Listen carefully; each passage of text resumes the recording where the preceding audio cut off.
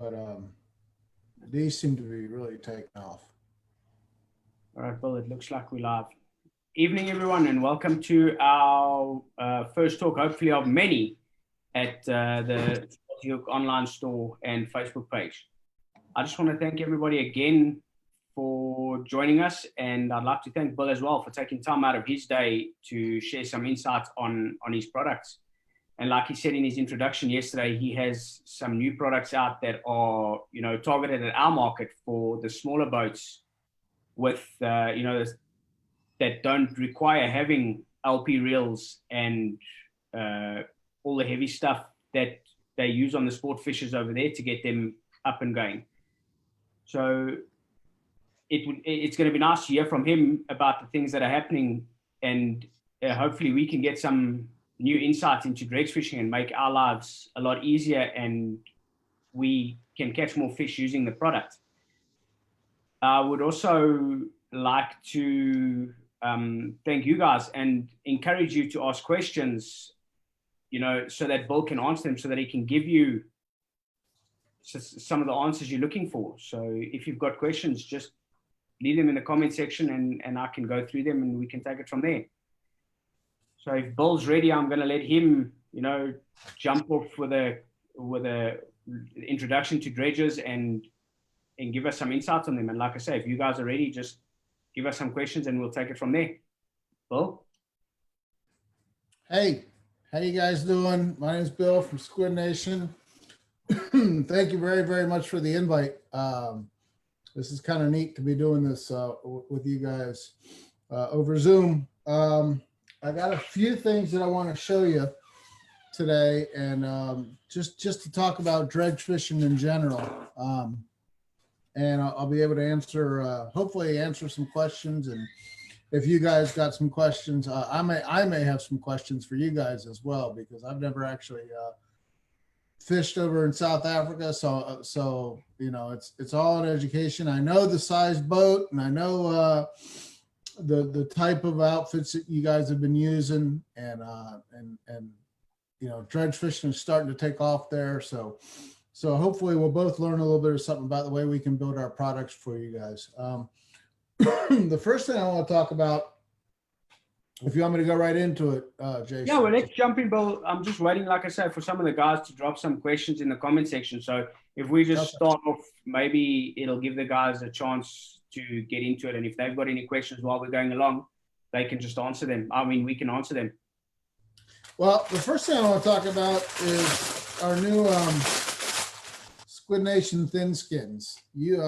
Some guys might have seen this over at ICAST last year, but that's the thin skin right there. And what it is we had a product, and you guys might have used it for some of your inshore fishing, called the Uncle Josh's pork rind. They've been around forever. It's basically just a little bit piece of pork skin that they dried out and cured, and it's tough as nails. Once it got on your hook, you could never take it off. They've been around since like the 60s, I think, and they went out of business a couple of years ago.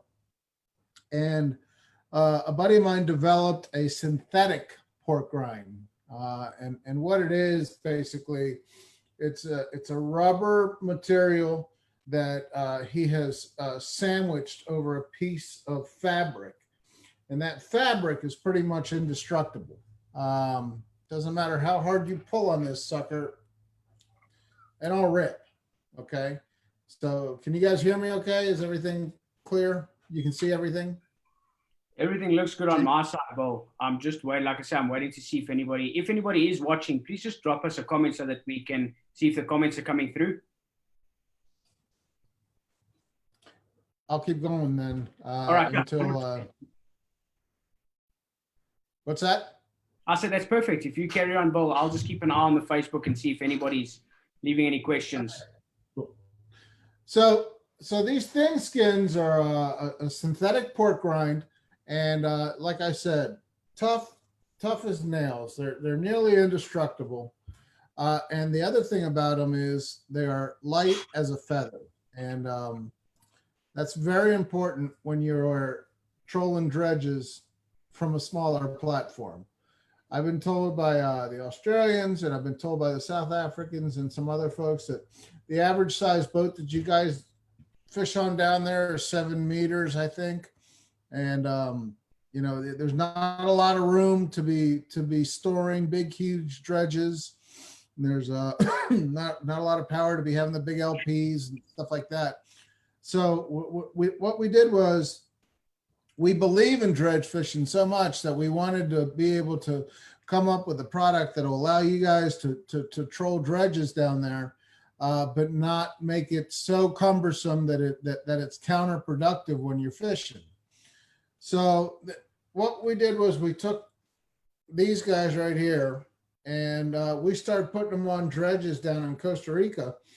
And now we're fishing on a big platform, I know that, but we wanted to see how they reacted, how the fish reacted to them, how they reacted to the faster speeds, because you know, what these things used to be used for when we first started was a lot slower for a different fish.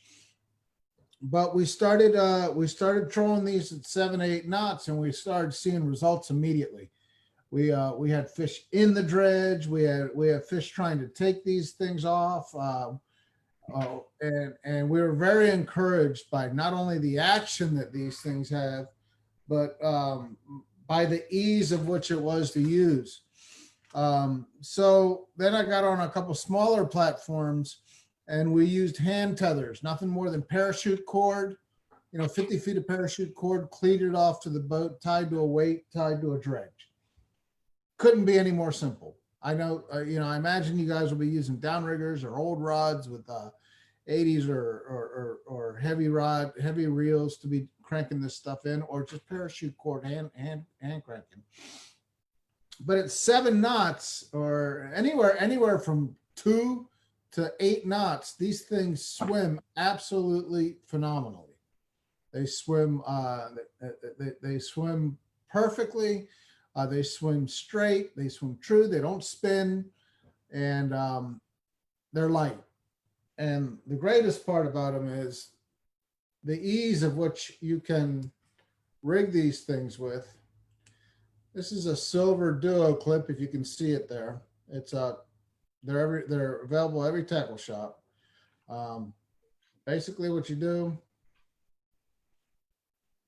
is you put it on there like that, and with the other side, you clip it on to the dredge. What I have here is a black and red 2-tier dredge.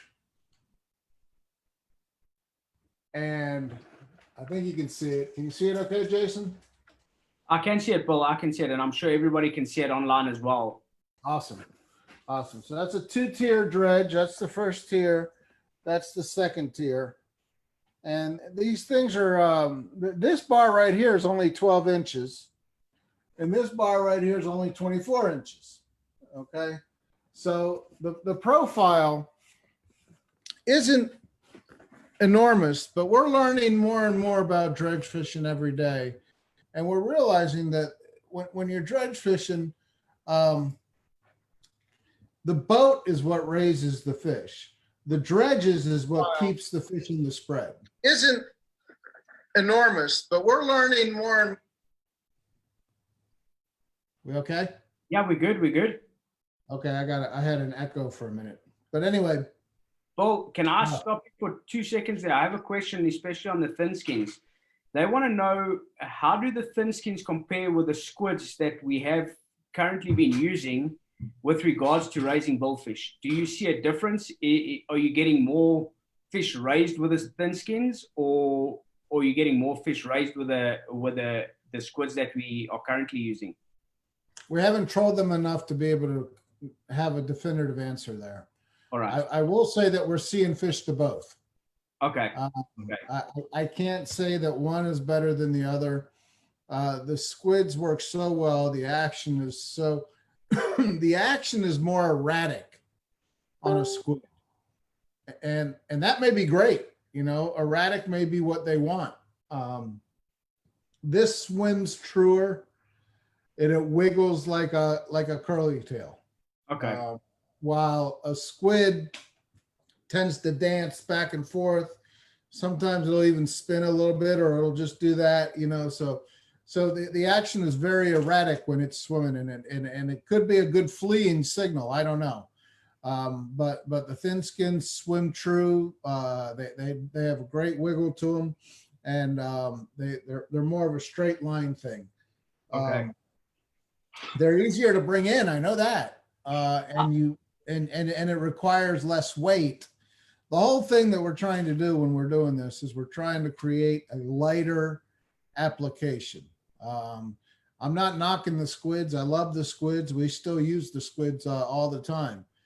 Sometimes we'll go 50-50. We'll put the thin skins on one side. We'll put the squids on the other. Sometimes we'll put the thin skins on the inside just to make them the dredge lighter, and we'll put the squids on the outside to get that erratic behavior. Okay. We're really just experimenting with it. I do know that a lot of guys that are buying them are continuing to buy them, so that's a good sign. That's what we're looking for. I also know that we never really start out when we start testing a product. We never really start out with that product in the water. Okay, we start with that product on the deck with our proven spread in the water. When we locate a pot of fish and we start seeing fish to our baits, we start seeing fish to our dredges, that's when we'll take one dredge out and we'll put in our test product. Because really what we're doing is we're testing for failure. We're testing to make sure that it doesn't not work. All right. If I'm in the middle of a hot bite and I'm raising 4, 5, 6 fish an hour, 10, 15 fish an hour, whatever it may be, using my proven spread, and then I put in the new stuff to see if it still works, and it does, I'm happy. If it works better, I'm ecstatic. And if it doesn't work, then I realize that I wasn't a hot bite. I changed something and now I'm not. So there's a problem. I need to fix it. Okay. So with these guys, we've been finding that when we get into a bite, when we throw the stuff out there in the middle of a bite, the bite continues. So now we're in a position where it's better because we have a lighter application that's still raising fish. We're excited about that. The other thing that we can do is on this dredge, we made it 2 tiers, and then we finished it off with a mud flat with a skull on the back of it. So it kind of looks like a little tuna is chasing this pot of bait fish. You can have that on there. You don't have to have it on there. Whatever floats your fancy there. A lot of guys don't like a target on a dredge. Okay, a lot of guys just want a bait ball, and they want the target to be the baits that are on the surface. They don't. You understand? They don't want. They don't want the billfish or the tuna fish or whatever it is you're going after. They don't want that fish to focus on something that's not got a hook in it. So I don't seem to mind. I kind of like that target down there. I think it keeps them involved in the dredge. And hopefully we got somebody looking out for us that'll know to pull that dredge out. That's just a matter of preference. Anyway, that's one of the things that we're really happy about in making dredge fishing a lot more user friendly for the small to medium sized boater. The other thing that we did was we did a kind of a play on something that's been around for a long time. And we did it for a reason. A lot of guys, when I went to Angola to fish a tournament, I noticed that there was a ton of strip teasers. You know, those Mylar strips with the fish on them. Yes. We noticed a whole bunch of those. They were all they were all clear. But when they put my squids in, when they had squid dredges, they were all using red and pink squids. So I thought, all right, I've always liked the idea of the strip. It's a great application for a small boater. And I've always liked red and pink because that's what color squids are. And that's what color a lot of the bait fish are. The bait fish in Costa Rica is that little red minnow, and squid are red and pink. So I like that color down there.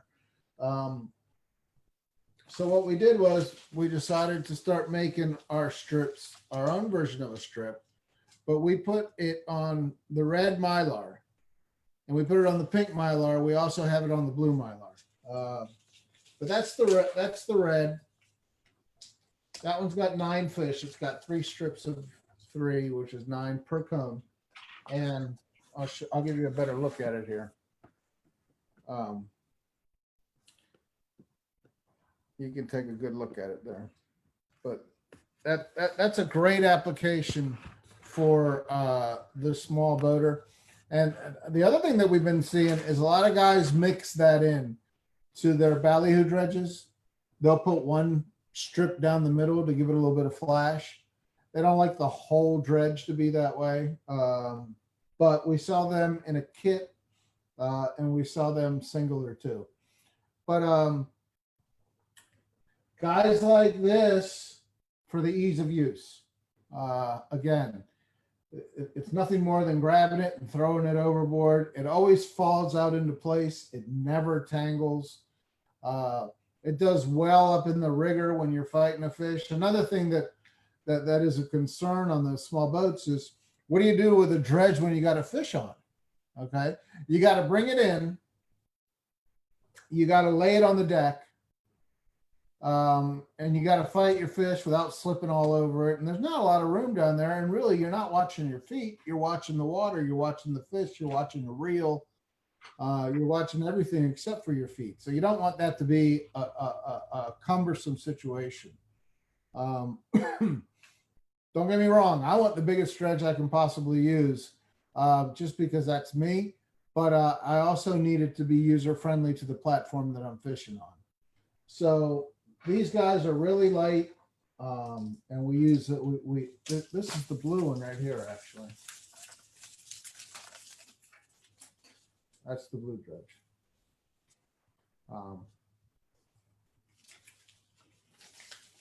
Oh, can I jump in quickly? I've got a couple of questions coming through here from one of the guys on Facebook. They want to know, with the dredges, do you replace some of the squids or skins with normal baits? And maybe what sort of average do you use when you replace them? So if you've got 9 or 12 squids, would you, if you replace them with natural baits such as ballyhoo, would you do it just the squids on the outside and the ballyhoo on the inside, or how would you break it up if you did?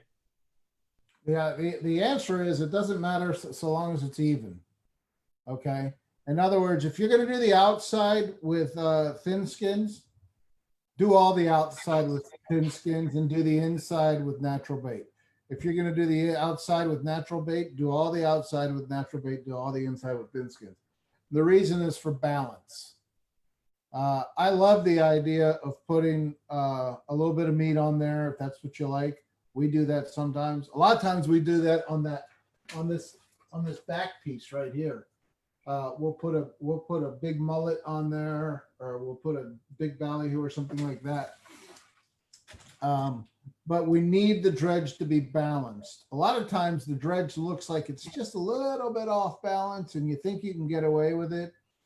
But the problem there is when that boat starts moving forward and you have you have movement from rough seas. I think you guys fish some rough water most of the time. They'll start to spin on you a little bit and you won't know that. So you really want as much balance as possible to keep that dredge pulling true. Okay, thanks for that. And then another one, I've got another question here. One of the other guys wants to know, do you find a difference in the amount of strikes in relation to the distance from where the dredge is fished from the boat? So do you find that you get more strikes closer to the boat, or do you get more strikes further away from the boat Just what is your feeling on that? Uh, for bill fishing, we like to have the dredge set back a little bit further with a little bit lighter weight, especially if you're fishing on those ski boats, because we want that clear. We want the dredge to be in the clear water, so we can have some sort of visual to it. So if we can use a lighter weight and get it back a little further, now we have the ability to get strikes in two places. We have the ability to get strikes on your short riggers and your flat lines. Your long riggers are going to get bit. They're way out there in the clear water, but that's not going to be a direct result of your dredge. We find every boat's different. Okay. I fish on a boat called the Tranquilo. We find that we get bit on our long rigger baits better in the morning. And we get bit on our flat lines and dredge baits better in the afternoon. And that can possibly be attributed to when the sun is higher, the water appears to be clearer to us. I don't know if it is to the fish or not, but you have a better visual. The other thing that we find is where the sun is in relationship to your spread. Okay. A lot of times we can't stand when we're fishing and the sun is in our eyes. Okay. You know what I'm talking about, Yeah. right? You're sitting there trying to stare at a spread and the sun is in your eyes and you can't see your spread. You can't even see your baits, let alone see a dredge. When that happens, you got to understand that the fish is swimming towards you. That sun is on the fish's back. When that fish is swimming towards the boat, the sun is shining on the fish's back. So when we can't see, he can see better. Now, flip that around. When we're fishing towards the sun, it's at my back and I can't see it and I'm very comfortable. But if that fish is coming into the spread, when it gets to the point where it gets a little bit closer and to crunch time, that sun can be an impedance to that fish. So sometimes we try to keep that sun on our side, or we try to keep that sun in our face, even though it kind of sucks for us a little bit. All that plays into where we get bit most. The real answer is every boat's different. Okay. I don't know if your boat has a vibration. I don't know if your boat has a beautiful sweet spot close to the boat or further back. Every boat's different. The only thing I can say is fool with it, toy around with it. And when you get a bit, write it down in the position. You're going to start seeing a pattern. I know that on calmer days, we like to have the dredges back a little bit further. On rougher days, we like to have the dredges closer to the boat. And no doubt that when tuna fishing, we get more bites closer to the boat when we're dredge fishing. So we'll be tuna fishing and we'll start getting long rigger bites. And then all of a sudden, somebody will catch a marlin and we'll say, let's throw the dredges out there. We throw the dredges out there and all of a sudden our tuna fish start biting closer to the boat. Those dredges are bringing them closer into the boat. Okay, well, guys, I hope that answered the questions that have been asked so far. And I'm sure Bill's got some more info for us on some of the new things that he's designing. But if there are any other questions, please drop them in the comments box and we can get to them. Bill, something else I wanted to ask you. We had a couple of guys tell me that they swim their dredges really deep. They use a downrigger to send their dredges down 6, 7, probably 8 meters under the water. Is there a reason for that?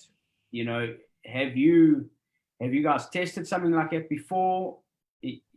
I'm just trying to figure out what their reason for that is. One of the best guys that we fish against in Costa Rica is Captain John Bayless on the Tar Heel. He's the owner of Bayless Boatworks. He wants his dredge as deep as he can get it and still be able to see it. Some guys don't even care if they can see it or not. But they also don't want a fish to be hanging out on a dredge without being able to present it a bait. The idea is that when you get that dredge deeper, you get that dredge away from all the commotion of the wash of the propellers. You also get that dredge directly away from whatever vibration may be happening. Now, the vibration is going to be sent through water anyway, but there's also different wake patterns that happen due to vibration, due to different RPMs or whatever it may be. You tend to take that out of play a little bit more if your dredge is deeper down. Other guys, I've had guys from Florida that like sail fishing in South Florida say they love a dredge that they can see clear as can be. So they use lightweight and try to get it further back. It's a presentation of preference, and whether through your note taking and record keeping, you start to realize a pattern on your boat. That I can't reiterate that enough. Is that if you can keep a log and get a pattern on your boat, and the way it starts to, you'll see a pattern start to develop. Then you'll answer the question yourself and hopefully tell me. I like the dredge to be deeper because it seems like I get more bites when that thing is deeper and closer to the boat. I like the dredge to be further away. Therefore, we use 4 pounds instead of 8 pounds, and we can keep that dredge 50 feet back instead of 30 feet back. It's just whatever works for you, for your boat. So pretty much it comes down to boat preference and boat usability. What actually works for you, like you say, might not work for somebody else. Well, it also has a lot to do with towers. Does your boat have a bridge? Do you have a driving station up top? Okay, because it really helps to be able to see a fish on the dredge, because then you know whether to get it out of the water or not. And some people don't even like to get it out of the water when there's a fish on it. Some people just like to pull it closer to the boat. That's all a matter of preference. But if I have somebody in a tower that can see my dredge, I wouldn't mind having that dredge sink a little deeper. But if I'm on a ski boat that has no tower and everybody's on the same platform, I may want that dredge to be fished a little higher so I can see what's going on. Okay, good. Thanks for that, Bill. And then we got another question here. They want to know, when retrieving your dredge, if there's a fish on it, do you bring that dredge in as fast as possible, or do you bring it in slowly and pull it slowly away from the fish? That's a great question. And the answer is, and I know I sound like a broken record, but the answer is what happened the last few times that happened. Okay. Did you bring that thing in? And when you brought that thing in, did it go off to a bait? Or did you try to bring that thing in and it started to come in slow and the fish faded away? You will find out very quickly on your platform which one makes more sense. On the Tranquilo, there are days where we bring it in as fast as we can. And we hope that it'll go to a bait immediately. On other boats, we bring the dredge down off the rigger and we kind of pin it down next to the boat. So we're able to get it away, but we leave it going there for a second or two or three or four to see if we can raise more fish to that spread. We always keep the other side in. So if we have a dredge, well, not always, but if we have if we're trolling 2 dredges and we see a fish to the right flat, we'll bring in that right dredge we'll leave it hanging. We'll leave the left dredge out. We'll go into a turn towards the right dredge. So we'll be turning left. And we'll go into that circle. The whole time, the other side of the spread, we keep out there as long as possible. And we don't bring that dredge in until the very, very last second when we start backing down. If we can circle that fish up for 2 or 3 passes, we prefer to keep something out there. Okay, so if you got it on, leave it out is pretty much on the one side that's not being eaten, or the fish is not on that side, leave the dredge out and attract more fish. Yeah. Yep. All right, and I know you answered this question earlier. You said you would like a dredge as big as possible for yourself. And I was just going to ask you, does dredge size make a difference to raising fish or not? I don't think so. I think that's a personal preference of a fisherman. And unless you prove it otherwise to yourself through your note taking and your log keeping. I've always said that I thought that your best teaser is your boat. And the boat raises the fish. And the spread keeps the fish in the spread. And I don't know if that makes any sense to you. But if I have 4 baits, 2 dredges and 2 teasers, or 4 baits, a dredge and 2 teasers, all that stuff cannot be seen from 20 fathoms down very well. But your boat wake can be seen. So the fish rise to the boat wake. When they get up into that boat wake, they start seeing all this stuff behind the boat that they want to kill or eat. That is when the presentation of your dredges and your teasers are very important to keep them in the spread and keep them agitated into wanting to bite something. And when you guys are fishing dredges, Bill, do you use topwater teasers as well? So would you use a flippy floppy in conjunction with your dredge or a daisy chain? Or would you just, if you're swimming dredges, just swim dredges, or just swim a daisy chain, or just swim a flippy floppy? Okay. We absolutely like to do both. We like to troll dredges with teaser chains, flippy floppies, or spreader bars over top of the dredges. It gives it more of a dimension. It also gives it the appearance of a bait pod that is broken up a little bit.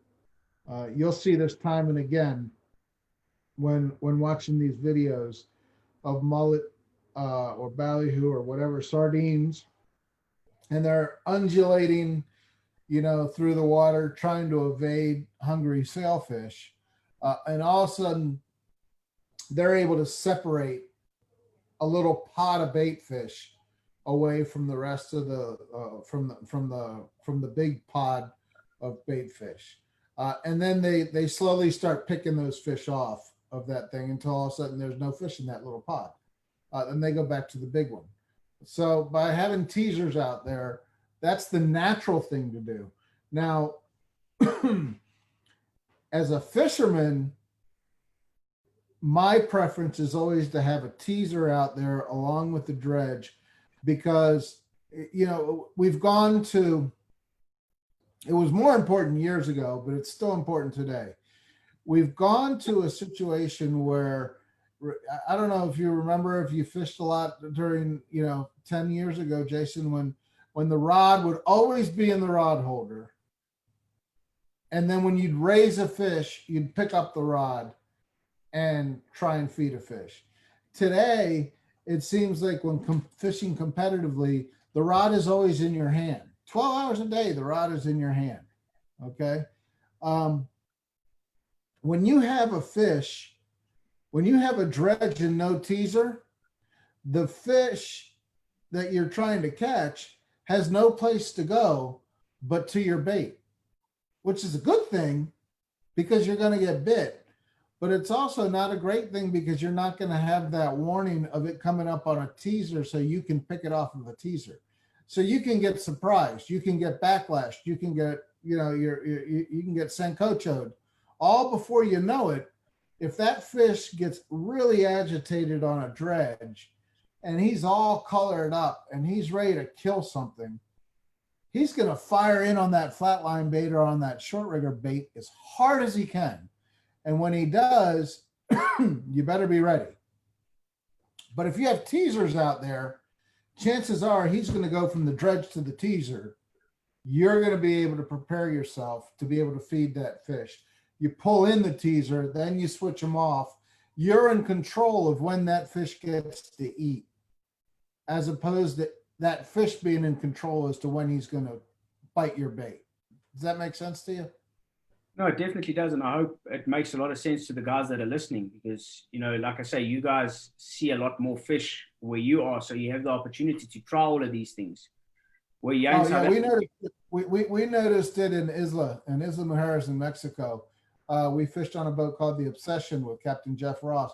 And Jeff is a great North Carolina fisherman, a great fisherman in Mexico. And he wasn't using surface teasers. He was just using 2 dredges. And we were missing a lot of fish on those flat lines. And we didn't really understand why we were missing so many fish because that was the first time we'd ever seen a situation like that. But when we really sat down and analyzed it, we realized that the reason why we were missing a lot of fish on those flat lines was because they were coming in hot. They were greyhounding on it. They were pouncing on it. They weren't raising up or switching off of your teaser because there was no teaser. And, you know, Jeff said he wants the fish to bite your bait, not the teaser, which makes sense. I understand that. But I say, I want to be in control of when I get to feed that fish. If he's on a teaser, I got more control of the situation than the fish does.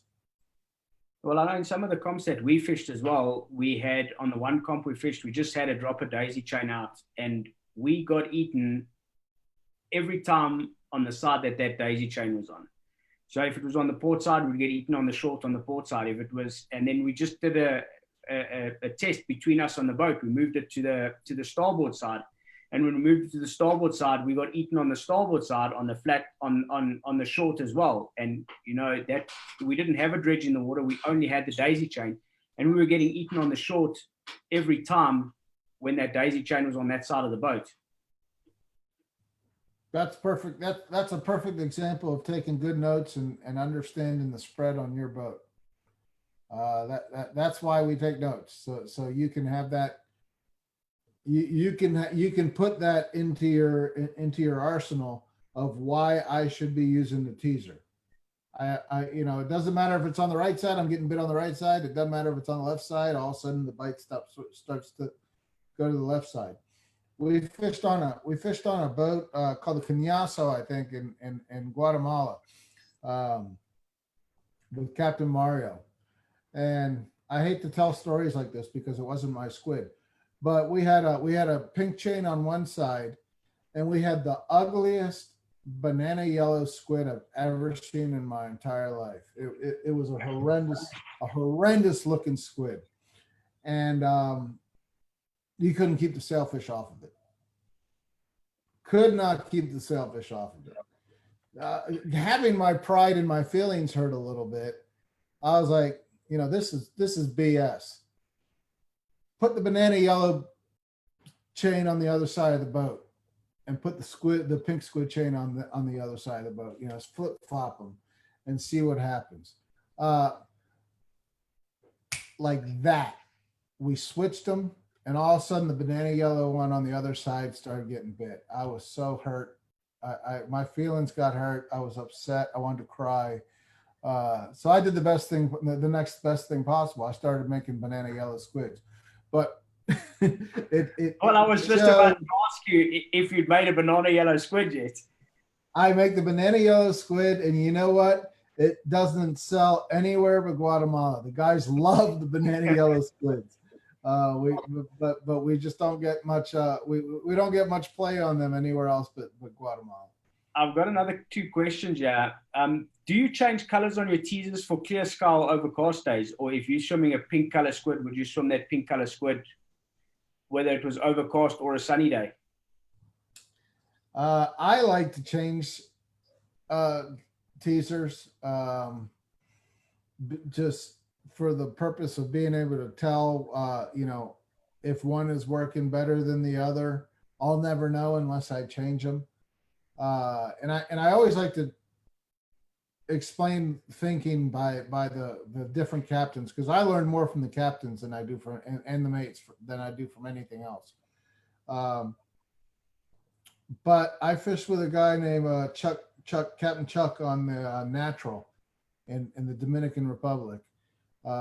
Captain Chuck Gregory fishes the exact same spread every single day, pretty much.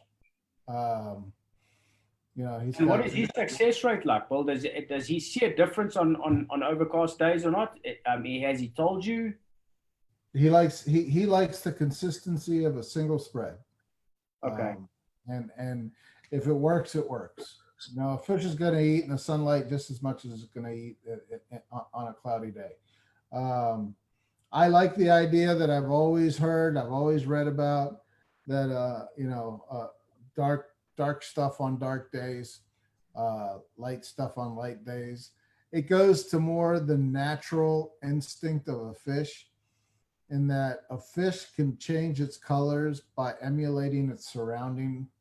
So if it's gray and overcast, and there's not a whole lot of sunlight, well, then the water and the environment that fish is swimming in is going to be gray and overcast, because sun is what lights up the ocean.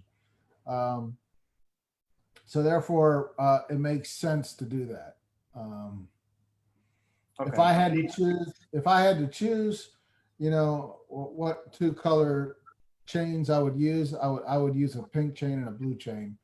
I know a lot of guys like that darker green chain, but we find that the blue chain works very, very well. Yeah, that daisy chain that we had where we caught those fish in that competition was one of your 9-inch dropper daisy chains in electric blue. And like I said, we had another teaser on the other side of the boat, which wasn't a Squidnation, and we kept getting a bite on the dropper daisy chain. And it was the same as you and that banana yellow squid. We thought, no, maybe it's just the side of the boat.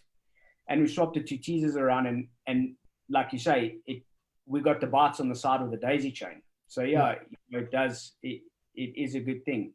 And then Yaku wants me to ask you, he says, you must please share some of your new secrets and developments that you're going to be using on the Tranquilo from now on, so we can have them as well. One thing that we're developing now, I got two things I want to show you. But one thing that we're going to talk about is why bars break, and how do you keep a bar from how do you get the longest use out of your bar? Vibration is probably the biggest killer of all dredge bars. Okay, and what I mean by that is when you're fishing and this thing is in that position and this stuff is all flared out, and you got squids upon squids upon squids and chains, this bar will tend to bend. And when it bends, it stays bent because of how heavy it is.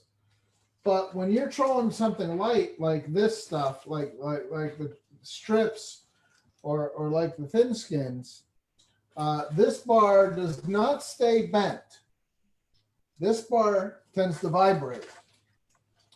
And when you're fishing with wire for wahoo, how do you break your wire? You go back and forth. You go back and forth until that wire snaps exactly where you want it.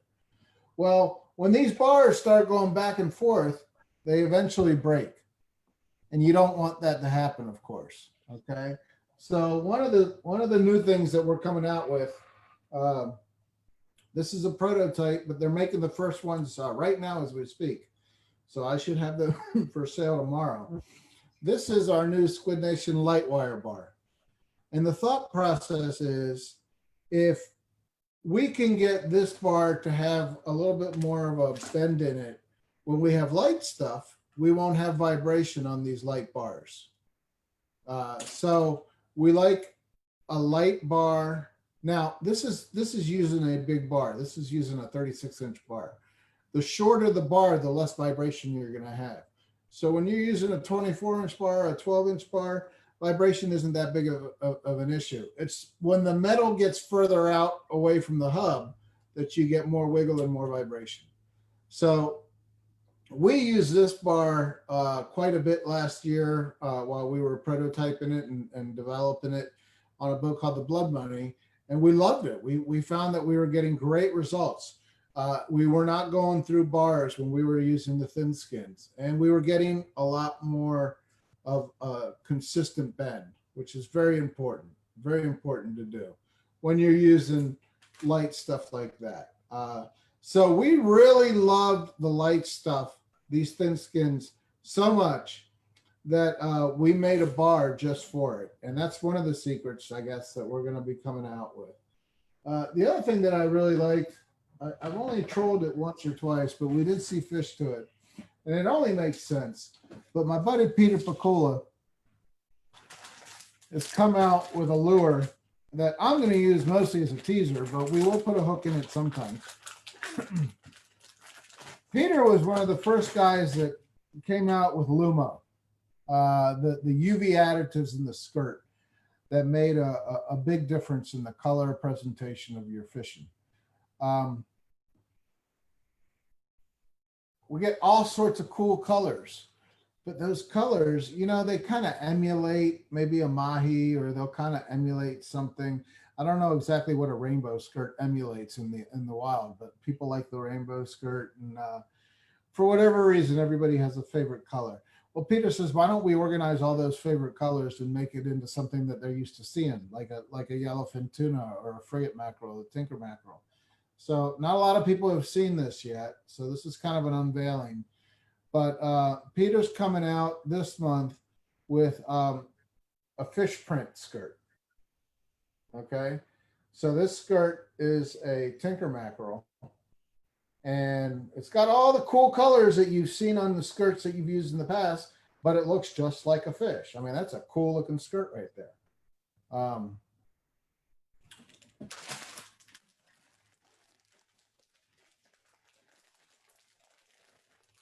Well, I've got another question here from one of the guys. They want to know. Here's one more. This is a yellowfin. All right. See that? They're looking very cool. good. And have you tested them yet? What's that? I said, have you tested those yet or not? Yeah, he has. He tested them in the Cook Islands, and he saw a couple blue marlin to him in a very, very slow tournament. So that was a good testament. And we got some guys that are going to be using it in the Big Rock too. So hopefully we'll get some information from that. Okay, nice. We've got another question here from someone. They want to know what tier configuration works best in your opinion, a 1, 2, or 3 tier, and do you use it the large bar in front and then scale it down, or would you use a small bar in front and scale it up? Does it make a difference?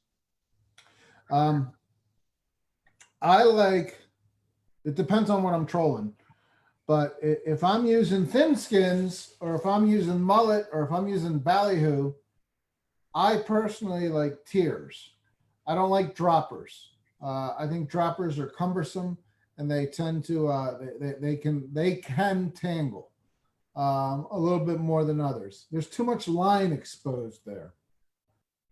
So if I'm using fish or thin skins or mud flaps, stuff like that, I would prefer to use different tiers of dredges for the simple ease of less tangles. Now, some people will say that's a little bit of a unnatural appearance. Okay, that you're not being stealthy enough because you got too much hardware and not enough fish. My only answer to that is, you got 200-300 horsepower outboards, 30 feet in front. That's not very natural looking either. Okay. So I think that we've taken away the whole natural thought of this. really truly trying to emulate something. We're trying to agitate a fish into biting. So I think you're okay as far as having 2 bars instead of 1. But a more important reason as to why I like 1 bar when you're trolling squid dredges is the undulation that you get. Okay, the waving that you get when you go into a turn, that thing starts waving like that a little bit. I think it, I think that it gives off a better presentation. Also, you can the erratic movement of the bait is more towards the end of a chain, not in the middle. The middle is more uniform. You're got less chance for tangles. So as you're going further back in the dredge dances, but as you're going further up the dredge, it gets a little bit more uniform. So you have a little bit less of a chance of a tangle. I just like the presentation of chains better with squids. And I like the presentation of single drops when you're using natural bait or thin skins or stuff like that. Okay, thanks, Bill. I really appreciate all the info and the time that you've taken to share with us and share your knowledge that you've gained over time. And I hope the guys that tuned in tonight have learned something new. I don't want to take up any more of your time that you have there today. So I think I will show one more thing if I can. Sure, no problem. No problem. Cool. You're more than welcome. Everybody has liked